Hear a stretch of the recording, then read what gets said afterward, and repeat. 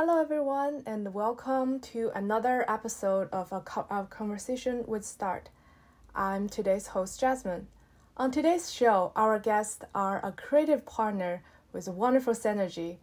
Today, we're incredibly honored to have the film's director, Yeung, and the producer, Stan Guingon, with us. Welcome, Ray and Stan. First of all, may I ask both of you to say hello to the listeners and the viewers of Start? Hello, hi, I'm so glad to be here. Yeah, hello This is everybody. Ray. Yeah, this is Stan. I'm glad to be here as well.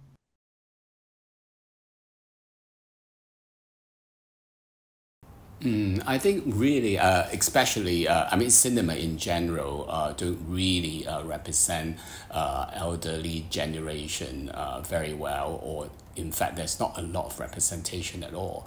And in particular in LGBTQ cinema, there's hardly any movies that talk about them. And as we know, people are getting live longer and longer, really, and there's a lot of stories to be told.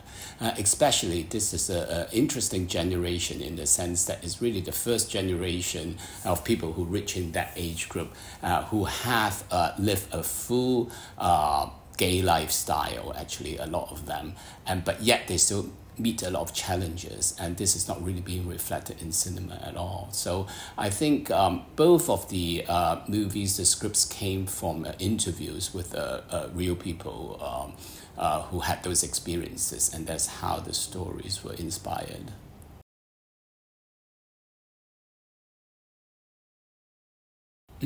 I think really both films really explore what is the meaning of family in a modern context. I think particularly in All Shall Be Well is that when someone who has been living with you all their lives and very, very close to you, and when that pass away, and then suddenly that by law, the most close person to you is your blood relations, someone who is biologically related to you. So I just want to explore that. Is that still really, really relevant in the modern context, particularly in the LGBTQ community, when a lot of people who actually have been rejected by their family members, and then they have a chosen family, and how does that being featured if that person is no longer around? What is important and what is the meaning of family. So I think that is really the reason that I want to explore that. And of course, family and home are always related. Is where you live and your social backgrounds, and also reflect that. So therefore, the home and the family, that is something that's interlinked in both of my movies.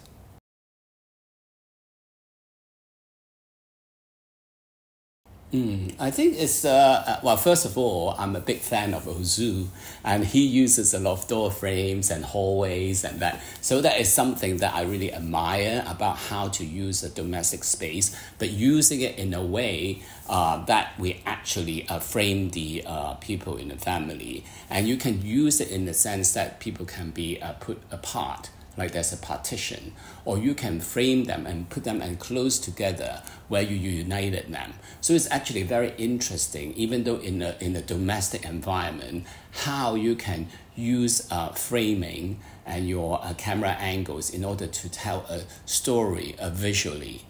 So I think that's something that my cinematographer and I explore. And I think before, like in All Shall Be Well, before Pat passes away, we decided to have a lot of the scenes where the framing or the doorways or the hallways are in the background.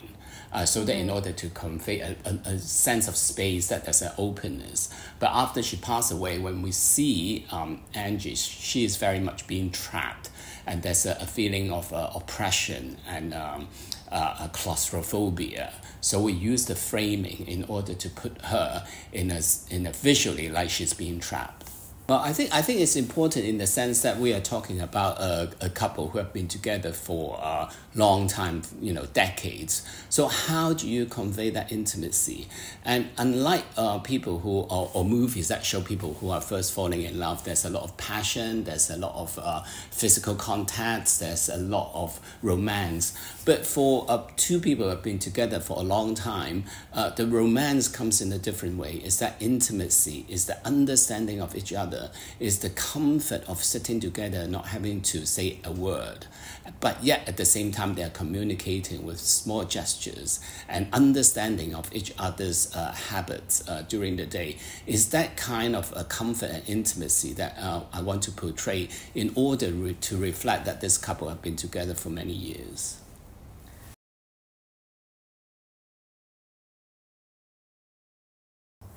Yes, in 2020 in Hong Kong, I went to a talk about the Hong Kong LGBTQ inheritance rights. And during the talk, the speaker quoted a few cases very similar to the storyline of All Shall Be Well.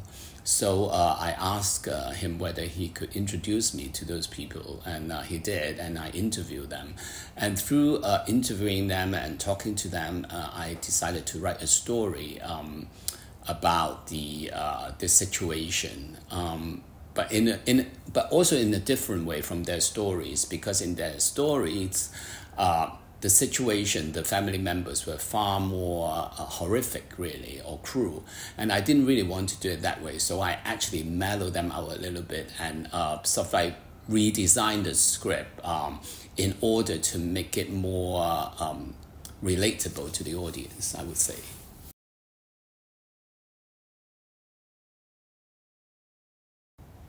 Well, one of the biggest challenges we had for this movie was trying to secure funding. And this is an LGBT narrative with older people, so a lot of the the potential backers we approached didn't think it was commercial enough. It's too niche, and it was not commercially viable. So they kind of backed down. Another road we tried to get was to try to get funding from the Hong Kong Film Fund. We did apply for that before the movie started, but we didn't hear anything from them until like after we finished filming. So I'm not sure what happened there. Of course, during that time was also the pandemic, so we experienced a lot of delays in our pre-production. So we also attended some film markets, and eventually the financing we got from private sources. Here you are. Here's the movie. That's great. Yeah, and another thing I wanted to bring up was another challenge was the casting. We already had pegged Patra Au as the lead actress of Angie, but we had a hard time finding her partner Pat. Ray, I don't know if you want to get into that. Well, yeah, we interview different actresses, and eventually we was very lucky to be able to find Maggie, because I've watched her in old TV dramas when I was researching, and I thought she would be perfect for the role. However, Maggie had retired for 30 years, so I actually had to contact her husband, who is still acting, and through him, I met up with her and basically pitched my idea to her. And I was very, very surprised after she read the script. She said, "Okay, I'll come out of retirement for you." So that was quite magical, I have to say.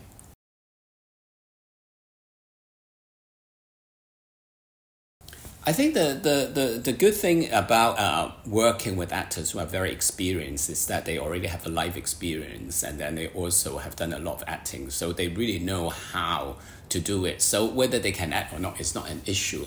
But the most important thing when I was casting is the chemistry between the two actors. So after Maggie said that she's interested in the role, and I invited Patra and Maggie out together and just spend an afternoon with them. Very, very simple. It wasn't like an audition or anything, but I invited them to have high tea. Oh, love high tea. So, Those are always the best. Yes, high tea is always the best because everybody's relaxed, and, nothing can go wrong if you have a scone in front of you. So we were doing that and just having cakes and coffee. And I was just observing the chemistry that they have. And of course, because they are of similar age group, so they immediately were able to talk a lot about the old days, what things were different. Both of them have lived overseas before, so they also talk about their experiences of living overseas. And then then I sort of like observed the small gestures between them. And then I noticed that a lot of small things that happen, which was very close to what I was looking for in the two characters. So I think it was really the chemistry they had that convinced me. And once I was sure that they would get along and there is that warmth that they could build between them, then the rest of it was much easier, I think.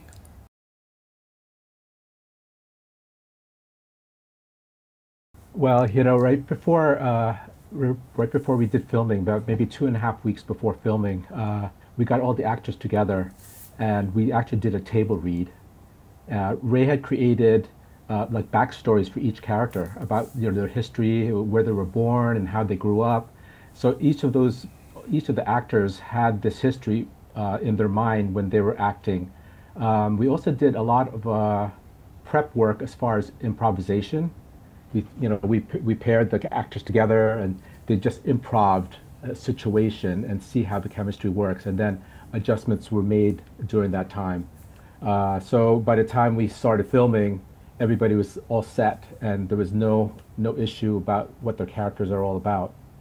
Yeah, I think, as a director, I'm not the kind of director who actually tells the actor on the set and say that, for this line, you have to say it this way, or for this, you need to have this reaction. I much rather prefer just to, do all that improvisation and the backstory work with them before the shoot. And then actually when we come to the location and shooting on the day, I really just, my main aim is to build a safe environment so that the actors will feel that they are comfortable in that situation and be able to have the freedom to explore and be themselves in that character. And I find that way of working is you get much more organic and natural outcome than actually instructing them to do it the way you had envisioned. Because like in real life, there's no one way to say something to somebody.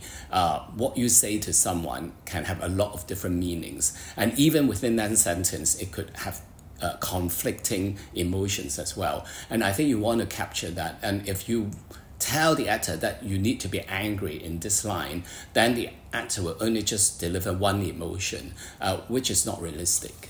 Yeah, so I think I felt like doing that.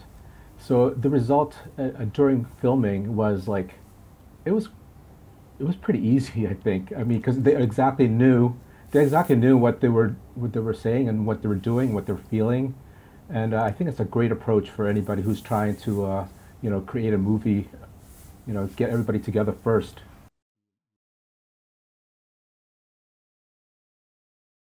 So when I was doing a lot of interviews, I met with a lot of long-term lesbian couples, some gay as well. I always ask them a question. It's like, okay, so because in Hong Kong, there's no same-sex marriage. Hong Kong do not recognize same-sex marriage. So couples who have been together for many years, they basically have no rights. So I said, so how are you going to protect your loved one, your partner, in the case that you're not around? And a lot of them gave me a very strange answer, I felt, is that they said, I think I'm not going to be around. My sister would know what I wanted, or my brother would know what I would like to do. So I said, that is very odd. So you have a partner here with you for many, many years supporting you. But if you're not going to be around, your partner's future is going to be completely depending on what you think or what you guess your sister or your siblings would think. So don't you think that is too risky? So they gave me a bizarre answer. I felt they say, well, I guess it should be fine, all shall be well, like that. So I thought, oh, okay, all right, that is too optimistic. So therefore, I use it as a title for the movie, just ironically to tell them that no, things are not going to be well. The Chinese is not the same. It's not a direct translation. The Chinese is 從今以後 in Cantonese, basically translate as from here to eternity. So that is also an ironic title because in Hong Kong, if you are heterosexual, you get married and you have to say a marriage vow, which basically says that, from here on, from here to eternity, in sickness and in health, rich and poor, all that, all that. And if you say that kind of things in front of an official, you will get legal protection. Your vow is protected. There is a legal framework to protect you. However, if you are a LGBT couple, even though you want to say these things from here to eternity, you can swear in front of everybody. It has no meanings in Hong Kong because the legal system do not support it. So basically, it's meaningless. So therefore, I also use it ironically. Is for this couple in Hong Kong, they want to say from here to eternity, they want to be together and share their life, yet there is no legal framework to support them.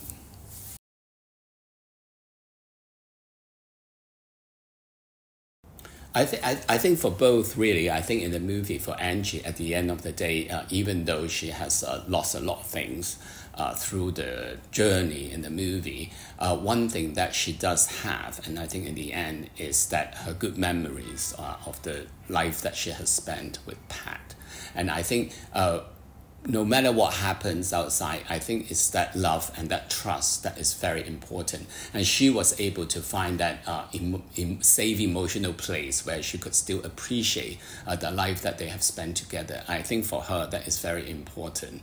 And I think, of course, very, very much for the movie is about wanting to have the same rights, equality as heterosexual couples. I mean, LGBT couples do not want more rights. We just want equal rights. When two people are together, they just want to have the same kind of protection by the law of their relationship. And also one thing that is most important is the recognition of their relationship, because a lot of couples that I interview, for them, when their partner has passed away, they said to me, it's not really about the money, it's not about the properties, it's about the relationship that I had with my partner that was recognized, that that family members could not just wipe it out as they like it never happened. It did happen, and we did spend a life together. The love was real, and I needed to have that being recognized. I think for them, that is the most important thing.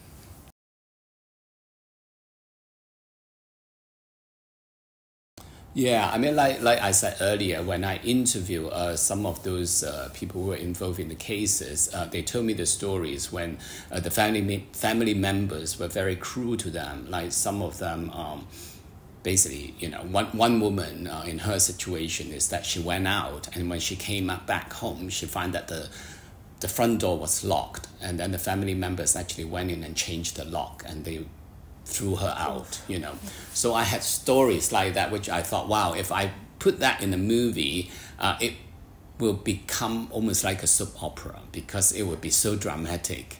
And I think also immediately the audience will go, those are villains, those are bad people, and they will not be able to relate to these family members because they are just outright bad.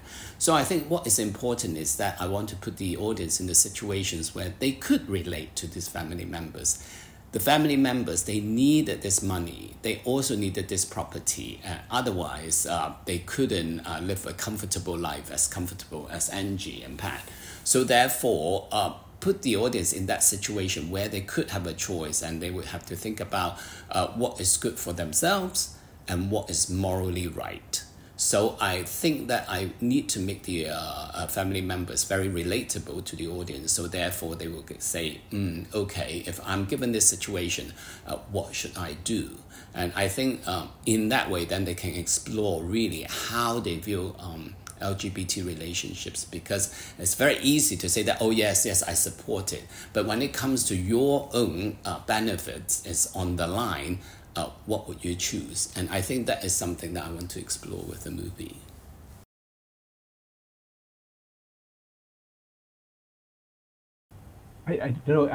On set, I already felt like they were all ready. Our line producer was the one that, if there was any issues, she would be the one to go and speak to the actors, and I really didn't see any issues while I was there. So I think doing the pre preparation before the filming really helped. Yeah, I think we were very lucky that we also have a very supporting cast and crew, because it's a very low budget production, and also at the end we didn't have any government funding for it. So I think they also knew that this is a story that is needed to be told. So I think everybody was very supportive. And to the extent that, because the schedule was a little bit behind, everybody was willing to work on Christmas Day. To shoot. I think that is something that I'm totally indebted to them, because, people were working on Christmas Day. There was actually a shot of us with a monitor with this tiny Christmas tree next to it. Just to remind everybody that it was Christmas. Yeah. Yeah, but we were working in a columbarium on Christmas Day. I know, on that day. Yeah. To add one more thing to this question is, the crew that we had, is a lot of the crew was from our previous Suk. So we Twilight all of them in, so everybody was already familiar with each other and how they work. And actually, they work in other productions in Hong Kong. Like, they see each other all the time, so they know how each other works. So I feel like, having a crew like that, and the actors are all prepared. It's just like all just gelled together. Call time the next day was 6 a.m. So. Oh, yeah. we did bring some like teddy bear cakes with a hat. So we had that afterwards. Yeah, I'm sure the cake was wonderful.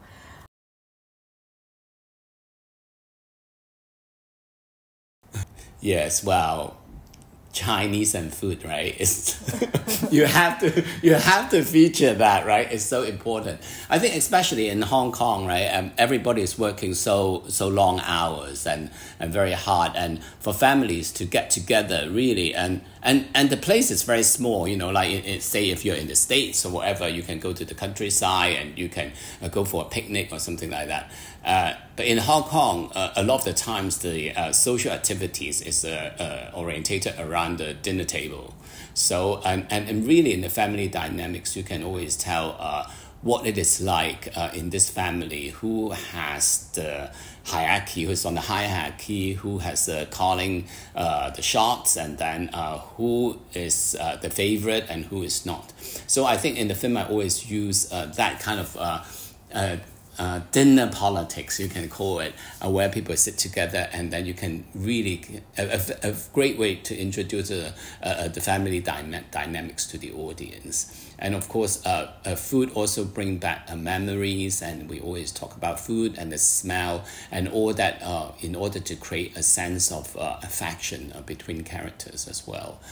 So when we were shooting the big dining scene, we don't. Well, we use props, but we don't really use food that is cold.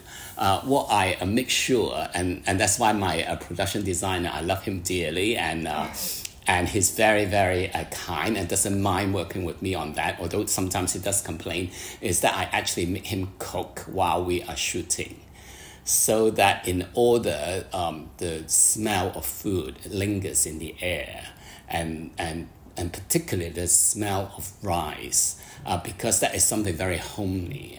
I think most Chinese people can recognize that when you go home, like you live on your own for a long time, you go home and see your parents, when they cook dinner, it's the smell of rice that really bring you back to childhood. So I want to create that kind of smell in the room, so that everybody has a feeling that it was a festive situation, and there's the smell of food is lingering in the air.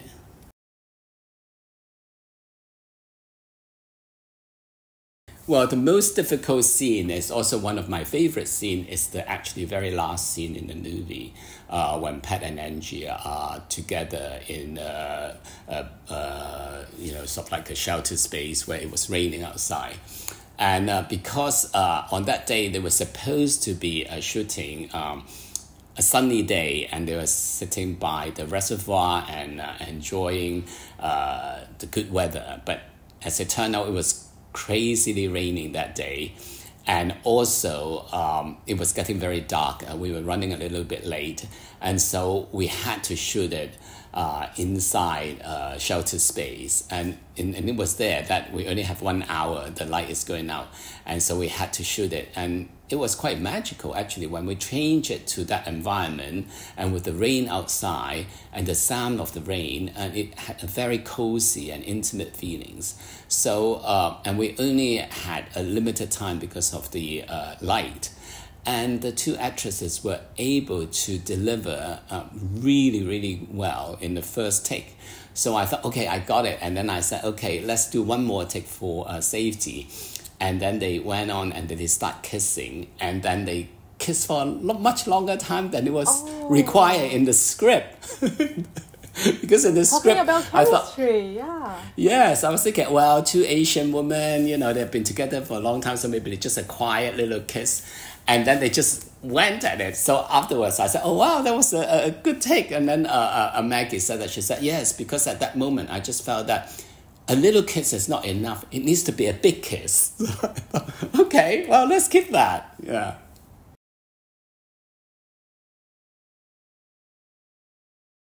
I think in reality, I think, of course there are people who would be like doing very dramatic crying, but it's a long, painful loss. And in Angie's case, of course, it was very painful that she lost her life partner, but she also lost a lot of things, of course, her home, but also she lost her status, her identity in the family. For a very long time, she thought that she was part of the family, and then she later on find out that she kind of expelled from it. And then later on, when she had to ask them whether she could stay, and she also lost her dignity as well. So I want to be step by step showing how she's been stripped with a lot of things in her life, and that kind of pain and that kind of complex emotion, you cannot use a big emotion to reflect it. It needs to be a long, painful, slow erosion, and I want to reflect it that way, in a subtle way.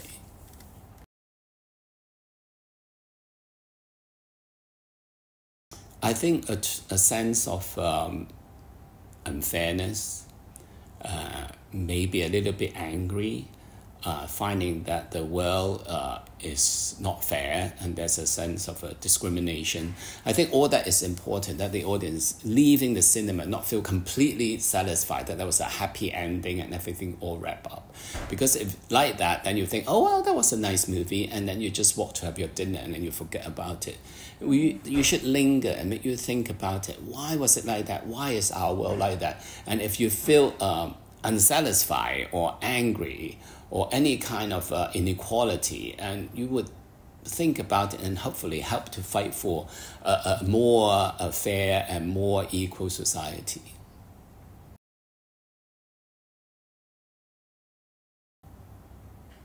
Well, we work in a place of trust and respect. We worked with each other in two films. Actually, we also did one in America called Front Cover when I was living there, and we worked on that. So I've known Ray for many, many years, and I know how he operates. He loves to tell stories with heart and honesty. And me as a producer, I feel like it should be my place to provide that space for him to let his vision, grow and thrive. So I think that even throughout the years, we have this what's the word, like a creative shorthand. Like we know what each other we know what we want to do, and we know exactly what to tell each other. So it kind of feels like family. So that's my take on that, Ray. Yeah, I mean, before we actually embark on a project, I actually always have a lot of different ideas, and I will write like a brief treatment and things like that, and I will talk to. I have a team of people. Stan is one of them, and there's Michael Werner, Teresa, and Chowie. So basically a core team of people that I share my ideas with, and kicking the ideas around, and then they will give me their feedbacks. And sometimes we have to abandon some ideas because didn't seem to have legs or something, and then there are other times that they will honestly tell me, I think this is not working, or other times they say this can go far and we can explore it. So it's like a team effort that I keep on rewriting and bringing back to them, and then individually or sometimes all together, and we will have discussed about different ideas and different projects. So it's a very, very much a collaborative process. But because of our collaborative process, we do come up with a story. Like, for example, one of the projects we worked on together, we initially thought was going to be a comedy, and at the end ended up being more dramatic. So, something like that. We realized at the end of like researching and redoing the script, it worked better as a drama than a comedy. So yeah, better.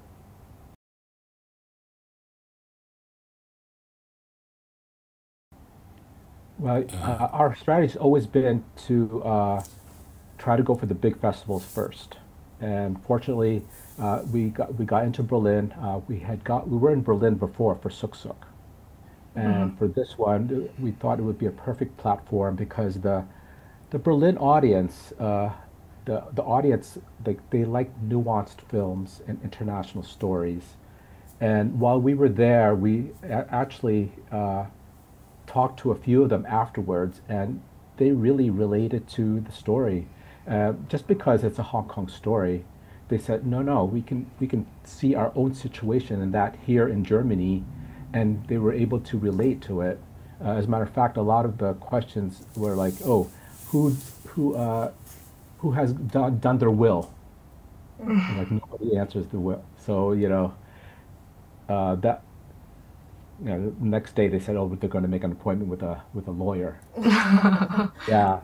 So after our experience in Berlin, of course, that opened up the gateway to all the film festivals in Europe, in America, Canada, everywhere else.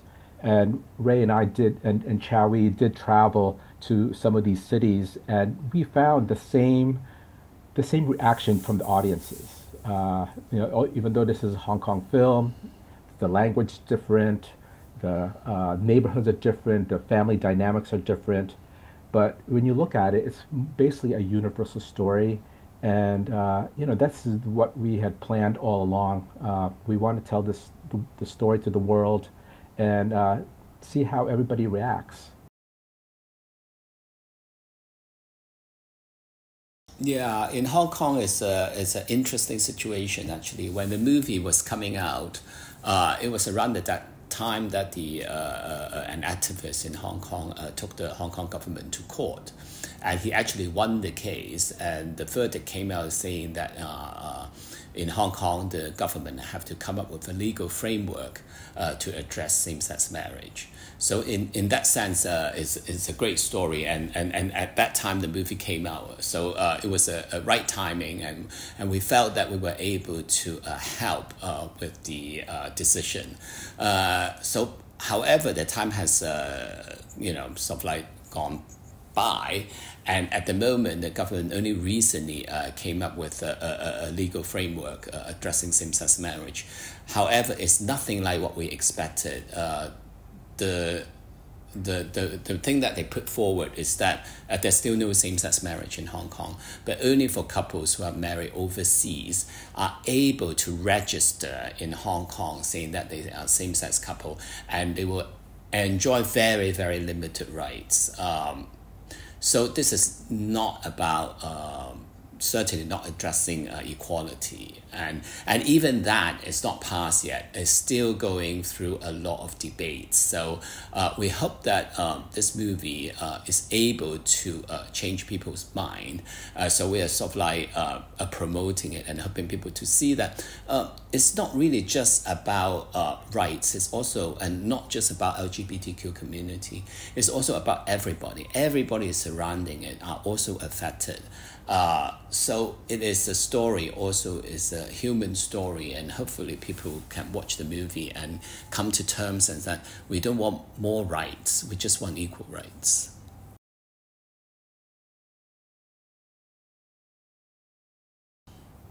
Well, Hong Kong is going through a very difficult stage. A lot of cinemas have closed in the last year and a half.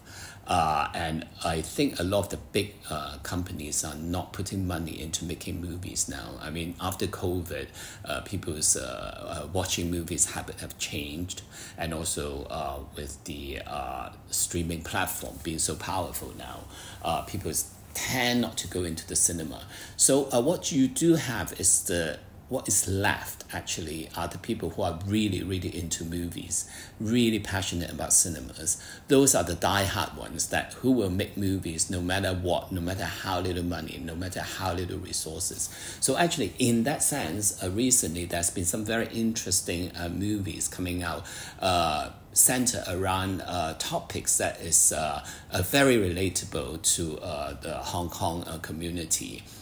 Issues about old aging, issues about the cruel treatments in senior homes, or bullying in school. So those are topics that actually were very rarely approached in the last 2 decades. If people remember, Hong Kong cinemas are famous for martial arts movies and gangster movies. And because those are all very commercially related about box office, and because because the Hong Kong audience are not watching those movies anymore and they are not being made anymore. So what is left is these smaller productions, independent productions, but actually with more relatable and, to me, more interesting storylines.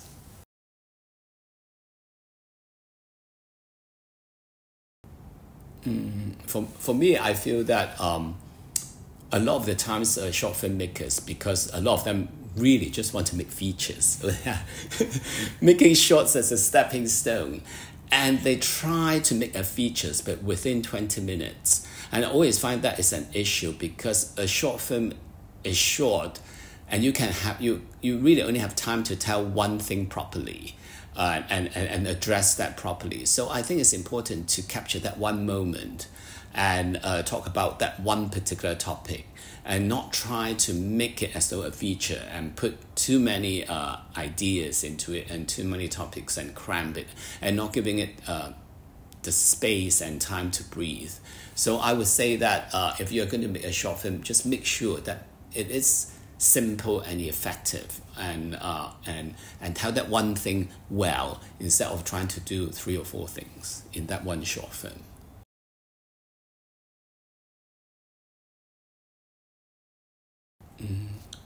Well, for me, certainly, I think first of all, I have to admit that before I make Suk Suk Twilight's Kids, you kind of know that, yes, there's an older generation of LGBTQ communities, but you actually do not really explore very much about their lives. And then after having met them and interviewed them, and same with All Shall Be Well as well, you then realize that, this generation of people, they really go through a lot, from being not accepted, particularly in Hong Kong when they were younger.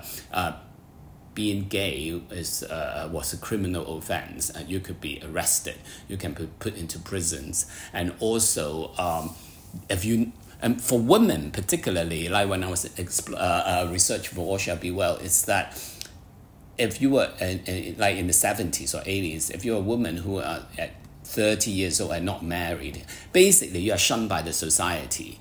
Basically, the society will, give you all these horrific names, and you are almost like a black sheep of the family. So for a lot of lesbians, they actually they don't even have to live with another woman. Simply by not marrying to a man, they're already being discriminated in the society. So you start exploring these things, you start learning these things. So what you actually didn't realize is that, oh my God, in our society, we actually have a lot of this kind of discriminations going on. And how the society hopefully has moved positively.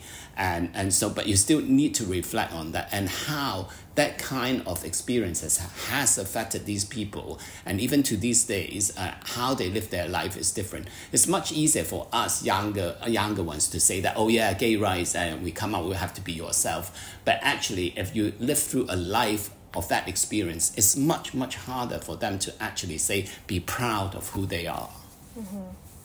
Yeah. Well, for me, working with these last two films, it did change my perspective as far as the meaning of family. Before Suk Suk and All Shall Be Well, you really have no idea what the stories of these older people are. I personally didn't know anything about it because you're just living your life. So then we dug very deeply into these characters in Suk Suk and All Shall Be Well, and really it defined a new meaning of family for me, and or chosen family even. And so now I look things in a different way. Now I'm trying to see if there are other stories, that are in there that we just don't know about yet, and maybe that's something we want to do in the future.